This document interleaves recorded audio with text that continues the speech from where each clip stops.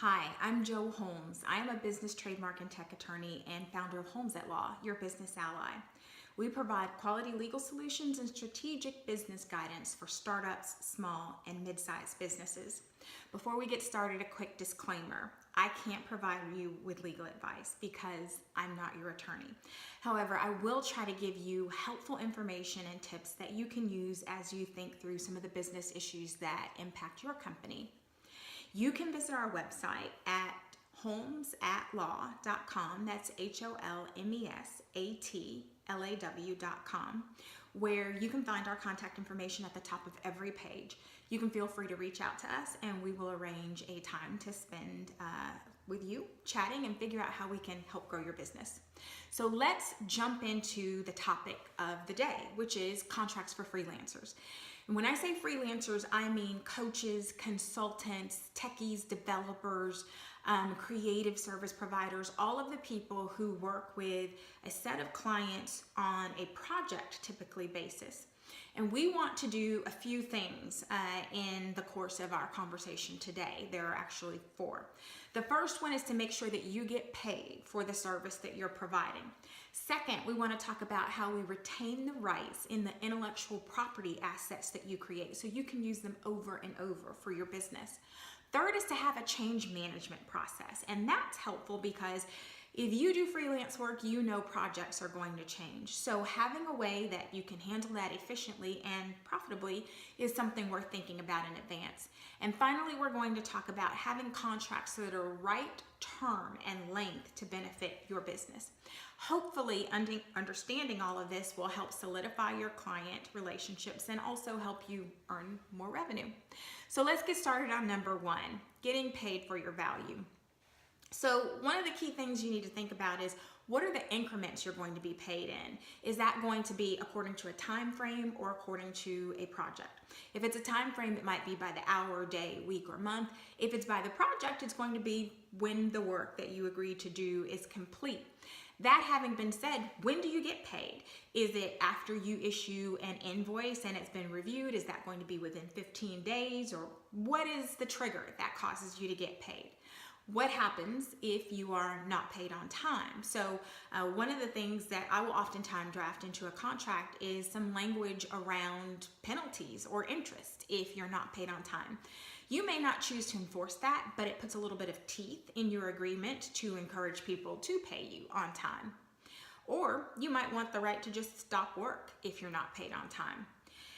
One other thing to think about in this vein is, how do you know when the project is complete? So are you going to have your client sign off? Or if it's a time interval for your project, when that hour, day, week, or month is up, is that understood to be the end of the work?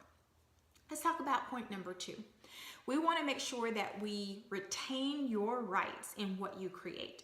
And all of those things are going to be intellectual property, which are assets of your business. So if you are a software developer, then one of the assets you're going to create is that software. If you are a consultant or a coach, you might have certain materials that you use over and over for client evaluation or help set them on the path towards the end result that they want to achieve from working with you. Those supporting materials are things you want to keep your ownership in, because again, you're going to use those over and over in order to continue to build your client base and use them with those new clients into the future. One of the things you might want to do is grant your client a limited license, which says they can use those works that you create for a specific purpose or within their organization, but only within their organization. So it's clear that you're not granting them those materials that they can then go sell and use themselves without your permission. One quick tip to think about here is, let's say you're a consultant.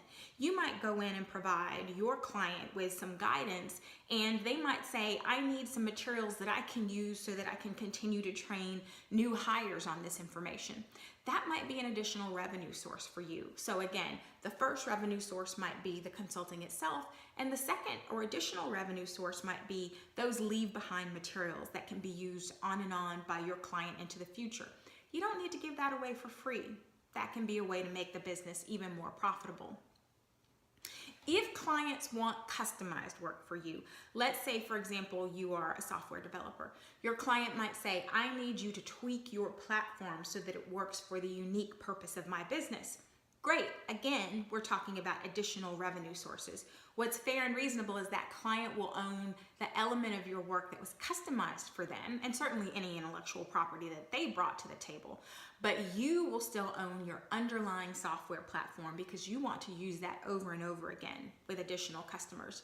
Having that clear in your contract helps to make sure that everyone understands the ownership and the rights. And if you are going to sign something to your customer, you might want to execute a copyright assignment or work for hire agreement, and in tandem with signing that to transfer rights to your client, you get paid. Again, thinking about how we make sure that you're paid for the value that you bring.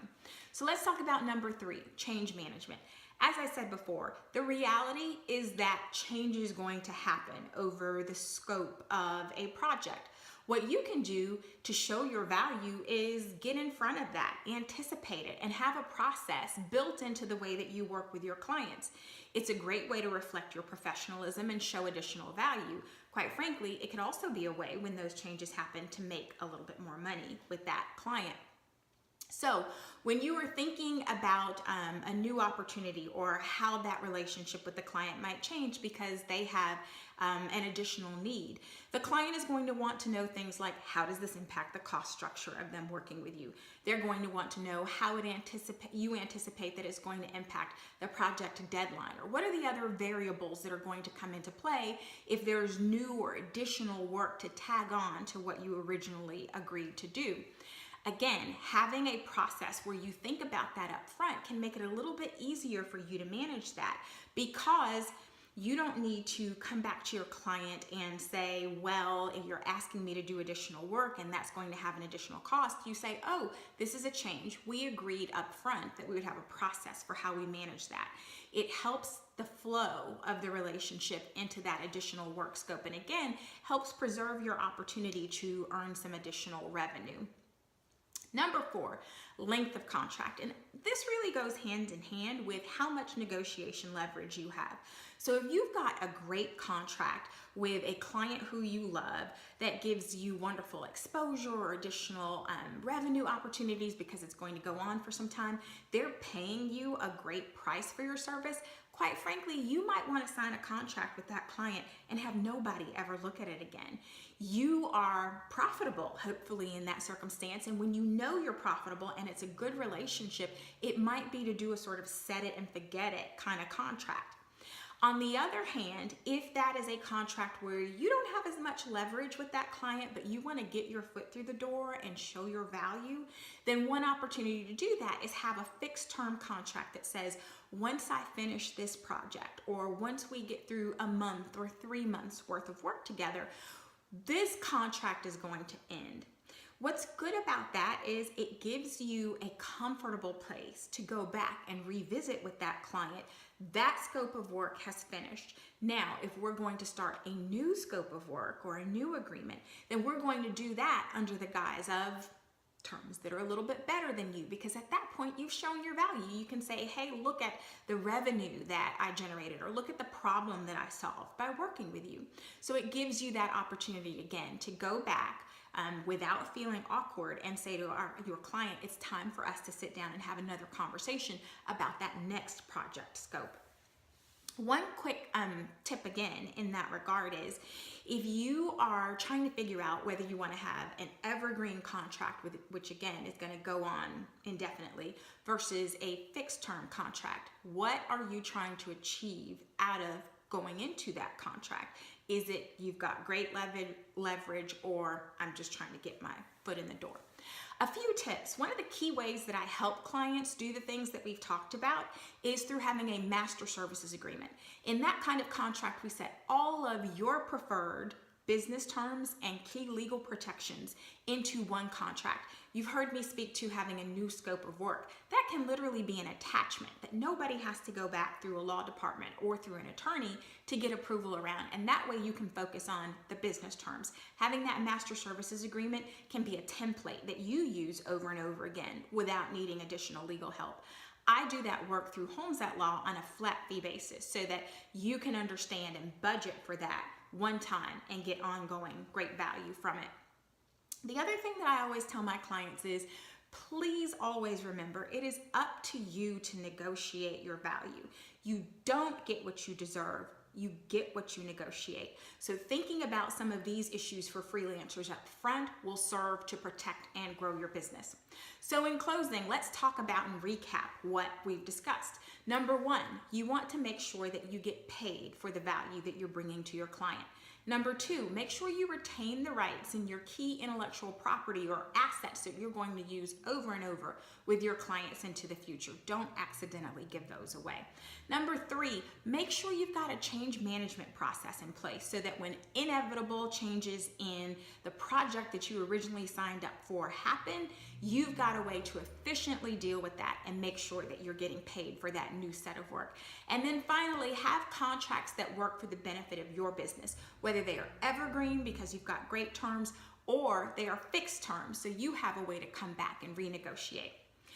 As I said before, you can feel free to go to our website, homesatlaw.com, and we've got all sorts of great resources there. You can sign up for our newsletter, which has very simple tips and tricks that are great resources for businesses to think through some of the legal issues. We have the ability to set up consultations with us through our website, and you can see more about what our practice areas and offerings are there.